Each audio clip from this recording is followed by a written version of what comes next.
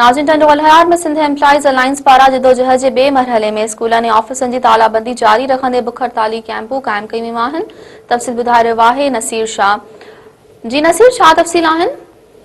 जी त नाज़रीन खे ॿुधाईंदा हलूं त सिंध एम्प्लॉइज अलायंस पारां ॿिए हफ़्ते मंझि जेको सॼे सिंध जीअं टंडो अलहयार एहतिजाजी कैंप क़ाइम करे वरिती आहे, जेका लतीफ़ गेट ते कैंप क़ाइम कई वई आहे। उन मंझि PTLF ऐं ॿियनि तंज़ीमुनि पारां जेके एहतिजाजी तंज़ीम एहतिजाज में शामिल आहिनि, उन्हनि तंज़ीमुनि पारां मेन प्राइमरी सिंधी स्कूल खां टंडो अलहयार जे लतीफ़ गेट ताईं एहतिजाजी मुज़ाहिरो करे उते बुख हड़ताली कैंप क़ाइम करे वरिती आहे, जेका रोज़ानी बुनियाद ते 4 खां 5 कलाक एहतिजाजी कैंप क़ाइम हूंदी है। उते एहतिजाजी कैंप ते मुज़ाहिरो कयल मुलाज़िमनि जो चवणु आहे त जेसिताईं असांजा मुतालबा सिंध हुकूमत नथी मंज़ूर करे तेसिताईं असांजो एहतिजाज खां पोइ हाणे असां एहतिजाजी कैंपूं क़ाइम करे वरितियूं। एहतिजाजी कैंपनि खां बाद में असां ॿिए मरहले में अञा बि वधीक एहतिजाज कंदासीं ऐं जेसिताईं असांजा मुतालबा नथा मञिया वञनि तेसिताईं असांजो एहतिजाज जारी रहंदो।